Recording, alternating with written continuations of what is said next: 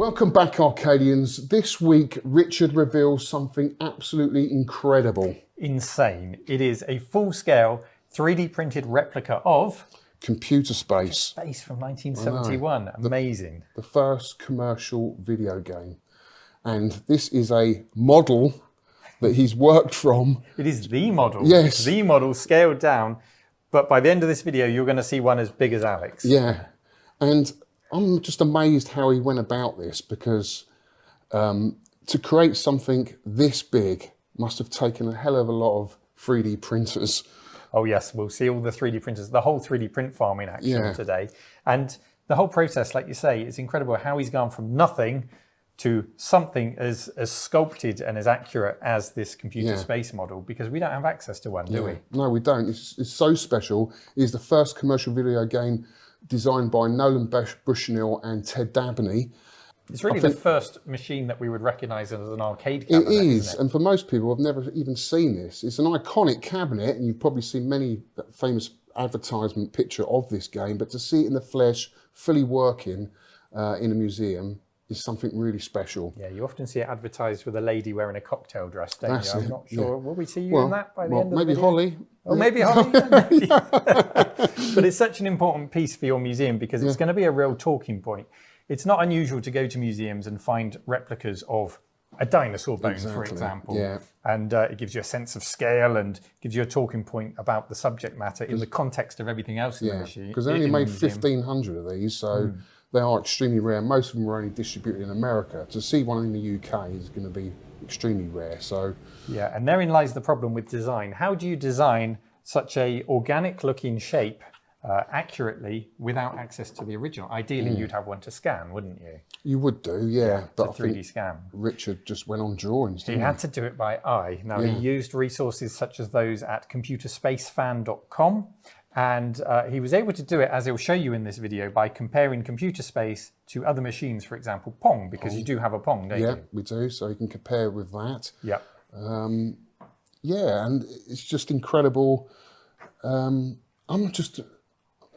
It's amazing. It's amazing. Yeah, it is amazing. we were lost for words when we saw it. I just don't know how he's gone about it, really. Well, let's find out. It's such an unusual design. It is. It's such an organic, flowing design. So let's find out exactly how you sculpt something like this. Richard's now going to take us through the design process. He'll show us the 3D modeling software that he uses and how he almost handcrafted this like a piece of clay. He'll show us how he printed it. How do you 3D print something as big as Alex on a 3D printer? Well, we'll go down on the farm with Richard and he'll show us how he did it, and the printers he used, the filament he used, and all of the nitty-gritty of that side of things. And then he asked to privately borrow the cave one night and didn't tell me why. Well, I know why now, and we're going to see the footage of how he constructed this and then the final reveal. This is a two-part series, isn't it? It is, yeah. And there's many other aspects to this that, like the colour, I'm interested to know what he chooses. Well, that being a part 2. It's going to be a bit of a vote, isn't there? We're undecided on the colour, so maybe you can help us decide at the end. Yeah. But let's get straight into the process. There's going to be lashings of 3D gloop involved in this thing to cement it together. But first of all, we have to design it. So let's go and see Richard for the 3D designing process.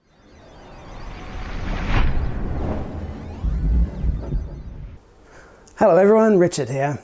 In this video, I'm going to attempt to recreate a full-size computer space arcade machine from 1971.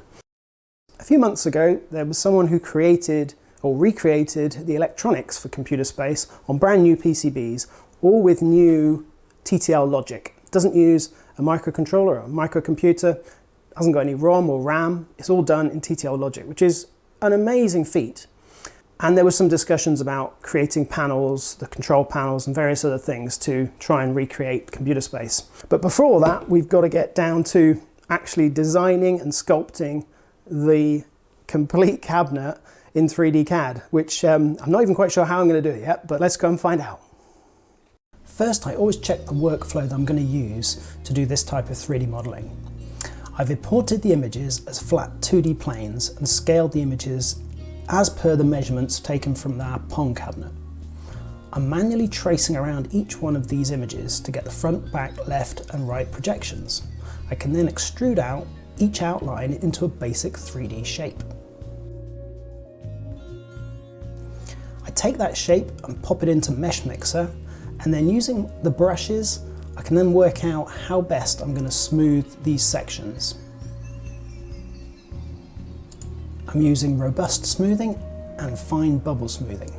I'm happy with the workflow at this point, so I go back to export out of Mesh Mixer and into Mesh Lab. This is really just to decimate the 3D model, so I can have a lower resolution from the extremely high resolution produced in Mesh Mixer. I can then do a quick STL check in NetFab just to make sure the model looks good. I can then start with the rest of the modeling process by subtracting and combining different sections of 3D CAD to produce the model sections I need for the computer space. I can add more 3D details as I go and generally refine that model into a basic but functional and accurate to scale model of the design. After a little while of creating, combining and adding all the parts of the 3D model, I end up with a basic 3D CAD model I can use for the next stage of smoothing.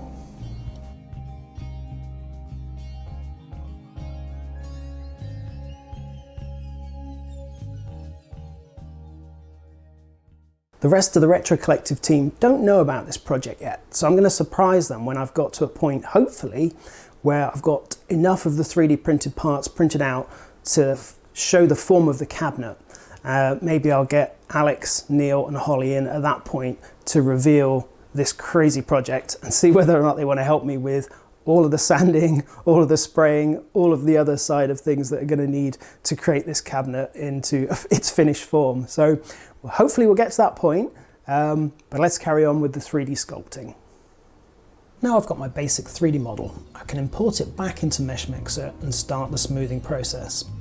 I'm going to be using a number of brushes, but the Robust Smooth is a really good one for knocking down any hard edges. This really gets you started.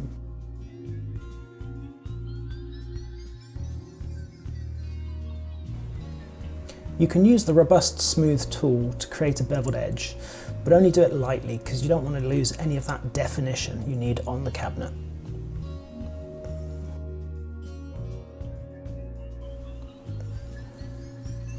Where you need more material, you can use the Inflate tool. This will add a sort of bumpy sections of material, but don't worry, you can use the Bubble Smooth tool to really refine out all of those lumps and bumps, and this gives you then a nice smooth finish. Where we had the missing sections before, they're now smooth and filled in.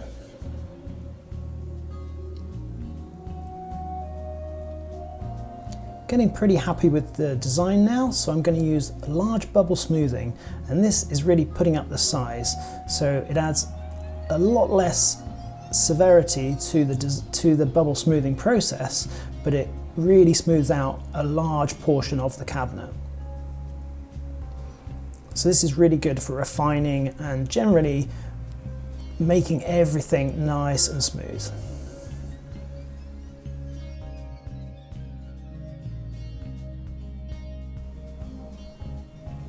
We're almost finished now. There's a few more sections to go around the front monitor bezel, and I just want to highlight some of that detail inside the cutout.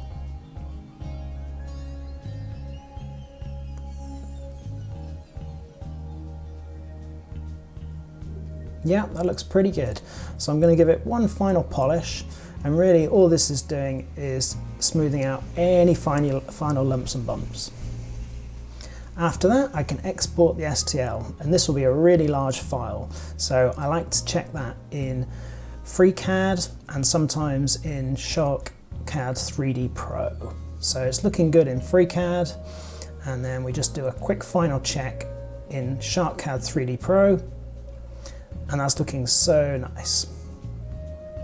I can export out here and then do my import into NetFab, and that's where I'm going to do the layer selection slicing. So I can cut up the sections, and then after that I can chop each one of those sections into smaller parts that will fit on our 3D printer.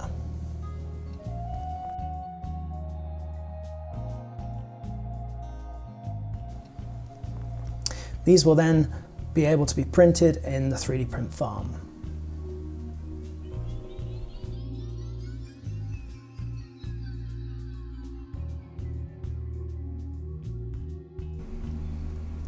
I've loaded the model into Prusa Slicer and sliced it with only 5% infill. 2 outside perimeters, so that'll give about 1.2mm thick layer of plastic. So Richard's designed it, but is it going to look as good as it does on the screen? And he's going to need a hell of a lot of filament to complete this machine. So let's now go and join Richard in the 3D print farm and see how he's getting on.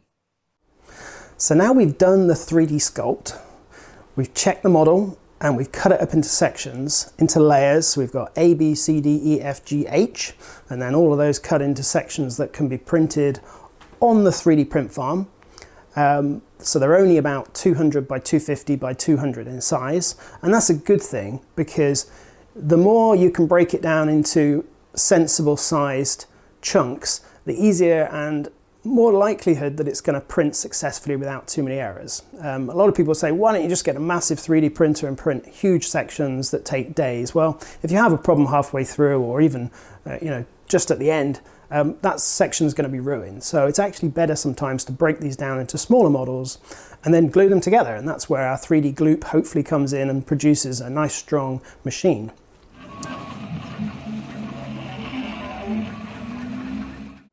So I'm still 3D printing, designing and doing product development. And you can see from the 3D print farm behind me, that's something we use every single day here at Heber.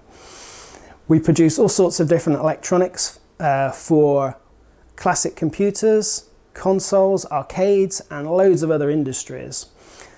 In this project with Computer Space, I'm going to be using the 3D print farm, but probably only about 6 to 10 of the printers, to produce the parts I need for the Computer Space cabinet. I'll be using old filament that I've got lying around. It's PLA, so it should all bond well together. And normally I would recommend, if you're going to do this, try and use the same filament from the same manufacturer, but I want to use up all the loose ends. We also end up with a lot of extra bits that are too short to use really in the 3D print farm, but as long as you don't mind feeding them in, we can use them up. So I'm going to use as much of the old filament that I've got on plastic spools to finally get rid of all of those and some of the scraps that we've got left from the 3D print farm. Okay, let's give it a go.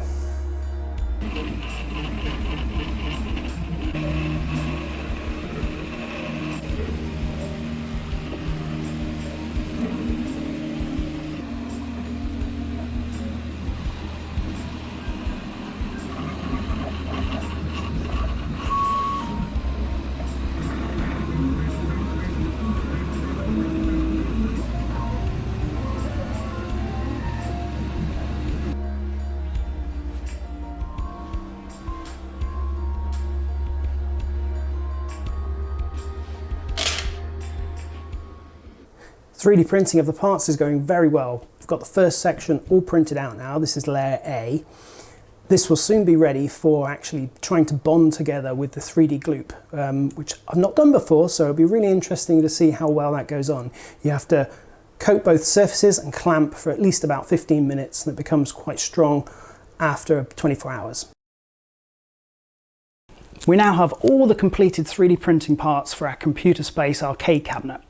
I'll let you know the vital statistics. First of all, we use 16 reels of filament, just under 16 kilograms of plastic. And luckily it was a lot of these old plastic spools, which anyone that knows me knows I do not buy plastic spools. Everything has to come on a sustainable cardboard spool. So in the 3D print farm and at Heber here, we only use sustainable spools. So it's really nice to get rid of all these old ones that I've had collecting around for a long time. And yeah, it was good to use up all of these. We ended up with a few bits left, but very few failures in fact. Only had a couple of failures here. You can actually see the infill on this one, so it's only 5%, which is still makes it very strong. It's got a really solid double outer perimeter, so that's about 1.2 millimeters thick. Very few failures, and as you can see, we've ended up with around 89 3D printed parts. So we were using 1.75 millimeter 3D printing filament, and we used 5,328 or 5.32 kilometers of material. That's 3.3 miles or 26.44 furlongs. So there's 89 3D printed sections. And the total print time, do you want to take a guess? It was 695 hours. And that's around 29 days. So if you had your own one single 3D printer, you'd have to run it 24 hours a day. You'd have to constantly be changing out all of the filament and taking those things off the bed.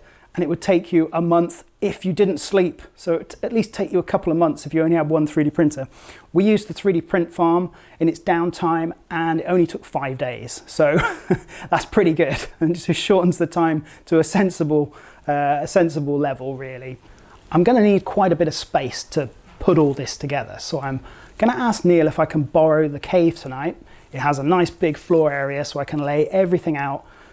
Everything's labeled up with all of the numbers on so I can get all of the different layers out, work out how to put them all together, glue them together. And I've got A, B, C, D, E, F, G and H. They're all about 200 millimeters tall. So each one of those sections is going to form a layer that I can stack on top and actually create the computer space arcade cabinet. Now, at that point, hopefully, if I've got everything glued tonight, I'll be able to take it all downstairs to the arcade and set it up for a reveal to the rest of the Retro Collective team. Kind of helps if you have 25 plus printers, doesn't it? Well, yeah. To do that on one printer would take an awful lot of time. So it's really great that Heber have sponsored this video really in the resources and the time that they've put into it and surprised us with this computer space. So a huge thanks to Heber for supporting the museum. This is a piece that failed. There weren't too many failures in the print, but it's really interesting because you can see, if you look inside, the complex honeycomb that it's made out of, which makes it really light, but also super strong. So this is gonna, although it's 3D printed and you'd think it might be a bit easy to damage, actually it's gonna be solid. Yeah, it reminds me of what the aeroplane wings are made of. Oh yeah. Some sort of similar material to keep it light. Yeah. So there you go, you can see right inside how it prints.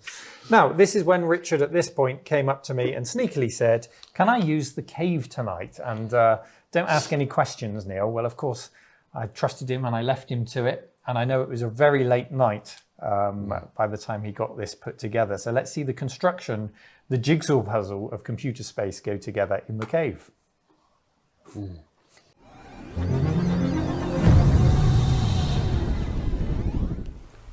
I'm here in the cave, ready to glue.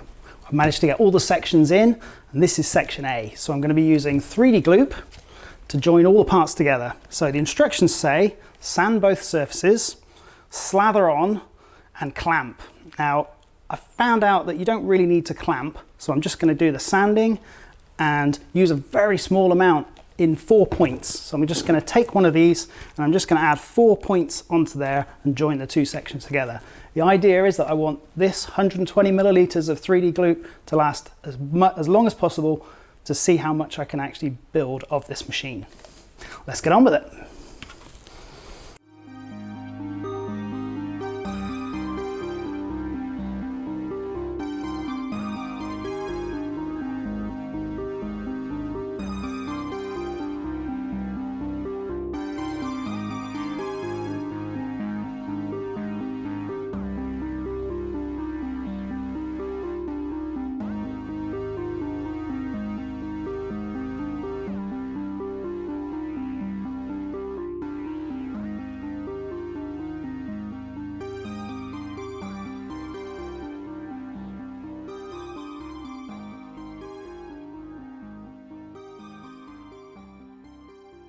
The first layer A is done.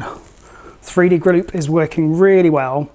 This allows me to bond all the joints together, but because I'm in a bit of a rush and I have to get this entire cabinet glued together tonight, or at least all of the layers, I'm actually using a small, very tiny amount of super glue with activator just to hold the sections together. So I'm using 3D glue to press the sections together, and then I'm using 2 or 3 little dabs of super glue, spray activator, instantly cures it, and effectively that's just doing the clamping. So with 3D glue you're supposed to clamp the two parts for about 15 minutes and really it doesn't cure for about 24 hours. So I'm in a rush and I need to get all of these layers done, so I'm using the super glue just to act as a clamp. I'll leave this for about 15 minutes, move on to the next one, and hopefully we get all the layers finished tonight.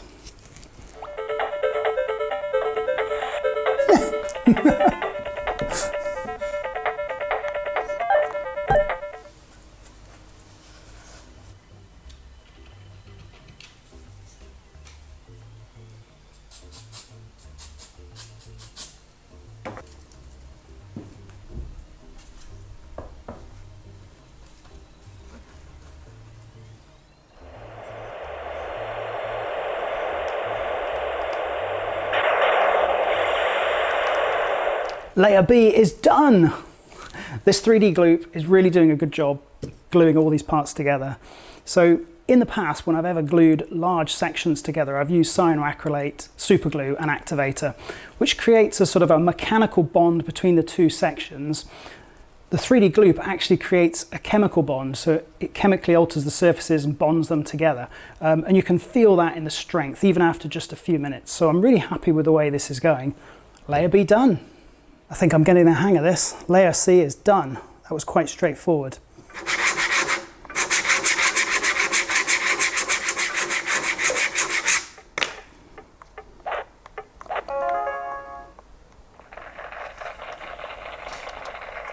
That's layer D done.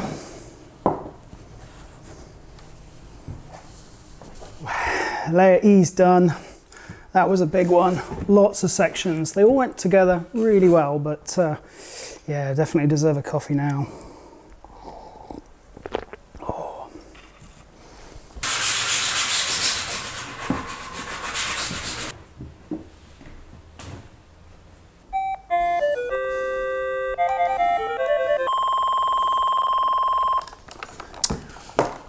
That's layer F done. As I move on to the final two layers, G and H, I'm about 2/3 of the way gone on my 3D glue, probably even more than that. So I need to be quite cautious with how I do the final two layers, especially the top layer H, because that's the dome section on top of computer space. Uses up quite a bit of the glue. So we'll see how we go. Hopefully it'll hold out. Layer G is also now completed. These are two smaller side sections, because this is where the monitor comes up to the top and H goes on top. While I was doing that, also the monitor bezel finished 3D printing, so I've also glued that up as well. So we're doing really well. One thing I am going to do with all of the sections on all of the layers is go down all of the seam lines and actually use 3D printing resin, UV cured 3D printing resin, just to get in between the seams and create a smooth seal. This will add extra strength and also be much easier for sanding. I don't really want to use filler in those ones. Filler over the top's fine, but getting some of this in. We've got to be a bit careful, but once we actually get to that point, we can use a big lamp like this to give us some really intense UV radiation to cure that really nice and quick. So I'm hoping that will also aid with some of the strength, especially as I'm running really low on glue now. So if I can get the last layer finished, layer H, then at least I know that I can get some strength into all of those seams if I need to with some of the 3D printing resin. The big final layer H turned out to be a bit of a pain, to be honest. I got all of the sections glued together apart from the central section and this whole top section. I ran out of glue, real pain. So also ran out of super glue. So I had to resort to, first of all, tried the 3D printing resin. That wasn't strong enough. This is about almost 4 kilograms, and the middle kept collapsing in as I was tacking with the 3D printing resin. So it's not where I wanted to be, but I did end up using hot glue to glue these two sections together. So there is a bit of a gap as well. That can be filled out and sanded down. So we will have to do a bit more work on this top section than I planned, but at least it's together and it's solid, and it means that we can actually then put the machine layer by layer together down in the arcade. So it's taken a little while, but not as long as I thought. It's all gone together rather well. So I have all the layers finished now, so I'm going to leave them to cure tonight. Hopefully they'll get nice and solid. And then in the morning, before anyone else gets here, I'm going to take these down to the arcade and stack them up layer by layer. Just bond them together very lightly with probably some blue tack or something like that, just so I can assemble a machine and show the rest of the team at the Retro Collective. So Neil, Holly and Alex will be in the morning, and I can reveal the final finished machine, or at least the finished machine so far. It's going to need a whole load of work with the rest of the team to get it up and running, get it finally sanded and everything else. So there we go, that's enough for tonight, and let's see what they think in the morning.